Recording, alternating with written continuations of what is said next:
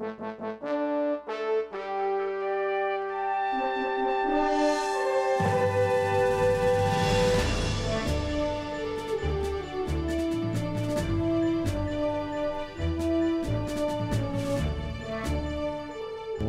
to Our Issues Birmingham. I'm Tommy Spina. Today's guest is Sheila Tyson. She is a current Birmingham City Council person working with our new mayor, Randall Woodfin, who's a friend of our show, by the way. Welcome to our show. Well, thank you for having me. How's things in the city under the new leadership? It's going quite well. Do you sense, feel, perceive change? Well, you know, it's early, but go ahead. I work so much in my district to where I actually, you know, I feel change every day because it's something that we're improving in District 6 every day. And, you know, and we work every day. It's one of our mottos. Every day is a working day. Is a new adventure. Absolutely. And where is specifically District 6 for those of us that don't know? District 6, it takes up 22nd Street south between 2nd and 10th Avenue, and it pull all the way back to the southwest side of town, all the way to East Scooter Road. Okay. And that's where we stop at Powderly, Mason City, and we stop right around in that area. Those are my old stomping grounds. Yes. I grew up in West End on Princeton Avenue. I know. So I didn't go to West End High School. I went to John Carroll, but I'm quite familiar with the areas. How long have you been a Birmingham City Council person? I'm going into my 5th year, my 2nd term. Oh, that's great. And in terms of projects going on in the city currently, share with us some of the things that you're particularly interested in. I know that one of Mayor Woodfin's campaign promises and also his platforms, for lack of a better word, has been trying to get all 99 neighborhoods engaged in revitalization and not just, for example, downtown. What's going on along those lines that you can tell me about? We have quite a number of redevelopments actually in District 6. We are redeveloping Loveman's Village. That's a low-income housing area. Right there by Elmwood. Right there by Elmwood. We're going to take 30 of the residents and put them on Lakeshore in a low-income mixed-use apartment complex. And I was just, you know, I'm very happy that I had an opportunity to sit at the table and help with the plans. And also, we will actually be building homes through North Titusville. That's through Mount Luther King Drive, all the way up to the Golden Flake. We will be placing homes there, and the recipients that qualify for them, you know, they will have to go through a credit repair, moderate income, and they're going to be beautiful homes. We have actually seen several models of the homes that they have built over in the Mason City area, and we just cannot wait. I think I say around 2019, 2020, you should actually start seeing actually a new Titusville. I know the Trinity property is near there, and a subject that's near and dear to my heart is the Greater Birmingham Humane Society, and there's been some talk not in a good way lately, but originally, that there might be a possibility of having the Greater Birmingham Humane Society there. That has now taken on a little different spin, but I think you're familiar with the issue I'm talking about. Yes, and I just got familiar with it. We were told that they will not be able to come to that site. They are bringing DC Block. Block, yeah. And they are a cyber web company that send like the cyber web to your phone and to the computer, and they will be coming there, and you know it's no jobs. They made that plain and clear. Well, that there will be 12 jobs. 12 jobs. And that, so if somebody's out there saying hundreds of jobs, that's not inaccurate. That is not. I actually talked to the owner. I talked to the owner Tuesday after City Council meeting, and I had an opportunity to see their platform and the whole display of the building, and they will be bringing 12 jobs. They are relocating here. They have a site, I think, in Tennessee. I think in Nashville. Nashville and Huntsville. But, you know, the Humane Society wanted that site. and they went through the channels with Mayor Bell. I didn't bring them. You know, I can't take credit for that. You know, they came on their own, and Mayor Bell, they was working with Mayor Bell to come to that site, but along with the Humane Society was going to come. It was going to be over 120 jobs, a PetSmart animal store that sell pet products, a restaurant, They were going to try to a work. dormitory. They were going to try to work with TSA too for some dog training for the Birmingham Police Department. They was going to have and the police airport. department. Dogs, task force dogs would have been housed there, and a dormitory for the polices and the animals, a dormitory for the Tuskegee and Auburn students that actually was taking veterinarian. They would have been there, a surgery room, a splash pad for the children in the area. Also, it would have been a open, remodeled and revamped park for citizens to come out and just, you know, picnic. And then we had several breweries actually contacted us about moving over there.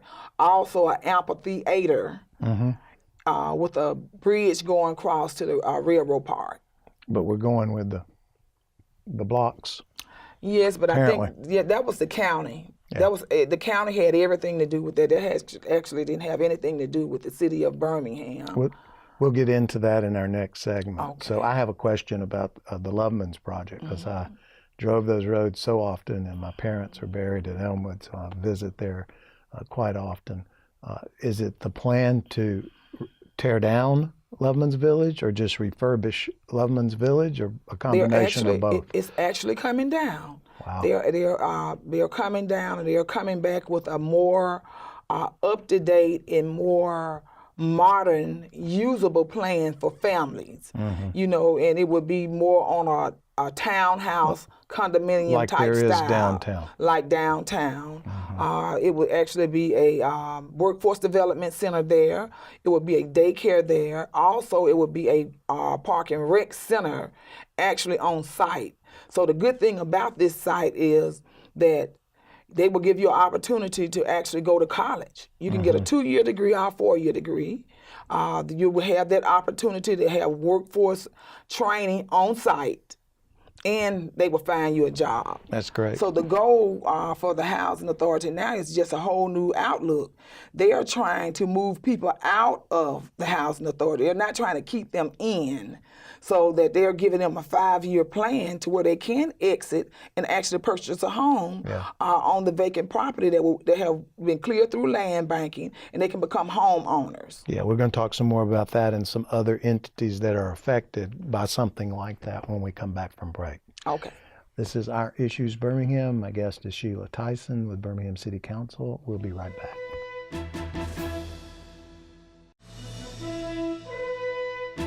Welcome back to Our Issues Birmingham. I'm Tommy Spina. We're talking about District 6 specifically and some changes that are going on in District 6.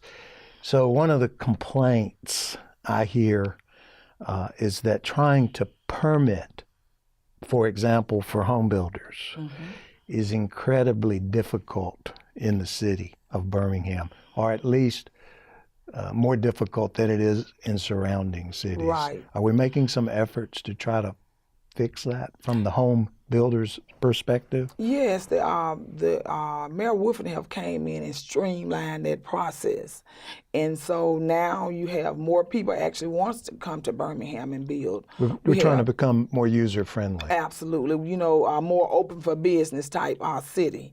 And we have had developers actually come in and ready to build. So we have 2 sites that they are actually going to be working on. Lovemans Village is one of them, and the Illerton Village site also on Graymont and 3rd Avenue. They will also be building homes in that area also. And a few homes will go up in the Arlington West End neighborhood also. Yeah, I'm familiar. I used to ride my bike through all of those spots back in the day. Yes. I'm a little hesitant to ride my bike through there these days, but I'm hopeful that what you're talking about happening will come to fruition. What kind of timeline are we looking at to put You're all looking that? about 2019, you should see just a big difference. And it's changing now. all of the apartments, District 6 was just condensed with apartments. So they have actually remodeled the apartments on Cotton. They demoed the site on Woodland Avenue, the Lockway Garden site. I remember that. Yes, and that would be actually a gated community for senior citizens. Wow. You know, that's our dream and our plan for that site. And we have had 3 developers at the table now that actually wants to do it. I'm talking about like tomorrow. They are ready. And we have people that are wanting to get into We those. have a list of people. I think that would actually fill the place up now if they was to build. And we have a site on Cotton Avenue that they want to put a senior citizen assisted living facility, which is, when I say top of the line facility will actually be built there. And it would be actually for senior citizens that can actually take care of themselves. And it would come with a picnic area, also with an exercise room and a actually activity room. And a beauty shop on site, a beauty barbershop mix on site. Those are great happenings that we're talking about. And recently, it's been publicly approved, a new stadium. Now, what's your position on that? Because that's affecting Legion Field. Yes, it's and that's outside of your Legion. district. And I don't know how you voted. It doesn't matter how you voted to me. It seems like it's going to happen because it passed. Right. You want to talk about that? It seems like the programs you're starting in there with Eagleton Village, which is right across the street from Legion Field. And what Mayor Woodfin has said is the revenue generated by the new stadium is going to get put back into the neighborhoods. So are you feeling comfortable with what's in the works when it comes to that stadium? Well, right now I'm not, because the numbers don't match up. And I was, I went through a training of actually learning how to read numbers and all of that and contracts, and the numbers are not adding up. But regardless of that, we do have a plan for the Greymount in the Smithfield area. So I think that besides that, we should still have a plan. And we had a town hall meeting yesterday. Next week, we will have our plan poured out. We will actually have it all laid out, and it goes along with the Eagleton Village site. They have already redeveloped half of the site. So their plans are to gut out the middle part and actually go back with a couple of condominium type apartments, a couple of loft type apartments, and a restaurant and an office building. And also, once they go through the neighborhood, we have about 36 houses that could be that's on land bank and they could actually be down, and they're going to rebuild those houses that actually on that site, and also give the tenants an opportunity that's actually staying in Eagleton to purchase those houses once they go through the 12-week program. So when you use the expression land bank, are you talking about the tear down of those houses and the accumulation of the property? Yes, and that would be waived once because the taxes have been delinquent for 5 years. So all of that would be forgiven through the court system, and then they would pay a bottom line price for taking it through the court system, waiving the taxes and all of that, and they would be able to use that property as collateral to build. I think the mayor is moving towards some demolition. He's tearing down some things. Yes, we are. We have already in District 6, we have, I'm quite sure it was over 165 in District 6, but we had the most dilapidated property in the whole state. Oh, that's sad. Yes, it is. And it's taken a long time to get there. I would think Birmingham Southern would be interested in District 6 revitalization because it's right there. They are, and they are helping. The students come over there and tutor our children also, and they come over there and they come over and they actually talk about redevelopment on how to create a new community. We have some kids over there that are young people. I want to call them kids, young people that's very intelligent and know everything about community development. And so they're telling us actually things that we really didn't know as a community that we qualified for, and explaining to us about the block grant money, which our community development department has that down pat. So we're putting in for things that we qualify for now. We're going to come back and talk about the future, okay? Okay. Don't go away. Don't leave me. Alrighty. This is Our Issues Birmingham. We'll be right back. Welcome back to Our Issues Birmingham. We're with Sheila Tyson. Sheila's currently a city council person, but she's in the run for a county commission seat. So you're with the city. Yes. What makes you want to go over to the county? You know, we were the group of people that actually filed the lawsuit with the county sewer rate increase. You know, we're in $14.8 billion worth of debt on the sewer. And it's In the county? In the county. And it's actually being put off on District 1 and 2. And I'm in District 2. And those are the poorest counties in Jefferson, the poorest district in Jefferson County. So we are being forced to pay a bill that we actually had absolutely not anything to do with it being corrupt the way it was. Mm-hmm. And also, with that, they closed Cooper Green. But then when they closed Cooper Green, they didn't close the hospital. They gave the beds to the state. They gave the beds. When they gave the beds to the state, that stopped the hospital from being a hospital and made it a clinic. And we had patients and stuff complaining about that without any warning. Then, about a month later, they totally sold the beds to the county nursing home. Do you know what that means? No. If you're a senior citizen and you're low income and your family members might have died off, you have nowhere to go. And that's what we're stuck at with that. And then also, how would you change that? We need to open up a new nursing home. They have the funding to do that. That's county. The county do, because they have $34 million extra coming in off that penny tax that they didn't sunset like it's supposed to be in for the schools. And that money can be used anywhere. They also, with the redistricting, District 2. Is that the district you would run for? District 2, that's the one I'm running for. Voted on for District 3 to get rid of all of the boxes that they lost in. She supported that. She? Brown. Is that your opponent? That's my opponent. Okay. To get rid of all of those boxes and to put white people, voters, in his district. And it was illegal. We filed a lawsuit on it. And when we went to court, it was Bob Freeman paid it and went to court. The judge told us that it was nothing he could do about it because you had a person that was African American, didn't see anything wrong with it and went along with it.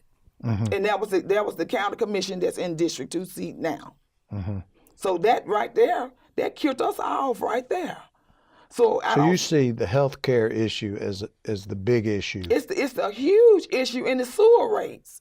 Mm-hmm. The sewer rates are going up every single year. Every year. That's not the Birmingham Water Works. No, it's not. It's the Jefferson County. I don't think people understand that our water bills, if you look at it, the bigger number is the sewer. It's the sewer. We have had senior citizens to actually call us about their sewer bill. Water bill, $25. Sewer bill, $175. Yeah. And they are on a fixed income. So what you only have assistance on helping you pay your sewer bill once a year through the programs that they have set up. What are you going to do with the other 11 months that you have left to live? So what happens? And it's unfair. We're right now in the 11th Circuit Court with the appeal that we have mm-hmm. on that case. Mm-hmm. And it's not fair, and I don't feel like we are being represented at the table for District 2. Yeah. You know, you can't represent us when it's time to vote on a Democratic ticket, mm-hmm. but then when you get in the seat, you vote as a Republican. Yeah. You know, and you just can't do that. You know, you cannot serve two masters. Two masters. And that's what's happening. You know, and it's not fair for District 2. We need someone that's going to be at the table, negotiate, and solve some of the problems that we're having in District 2 that's really bounding us down into poverty. Yeah. And I think the county, aside from the hospital, and those problems you're talking about relating to the sewer has that same obligation to provide for the Humane Society. Absolutely. And I know that Commissioner Knight is proactive on behalf of the Humane Society Right. to try to find some land somewhere that will function as a good place for the Birmingham Humane Society to relocate. I suppose and now that the Trinity property is sort of off the blocks, I suppose we'll just have to manage our way through Yes, but to you find know, a spot. the people have the wrong idea about the Humane Society. The Humane Society takes great care of animals. They don't burn dogs. They don't kill dogs and bury them on site. That is not what the Humane Society do. Humane Society take care. It means they have humanity and humane purpose for animals. They feel sorry for them and they take care of them. They don't mistreat them and try to destroy them. No, they have to sometimes. Yes, but that's really the last resort. That's the very last resort. Yeah. And the majority of the dogs that's actually picked up are picked up in our community. Yeah. Well, we appreciate you being with us today. I wish you best of luck going forward. And we hope to have you back one day. All right. And I hope you'll come back. I will. This is Our Issues Birmingham. I'm Tommy Spina. We'll see you next week.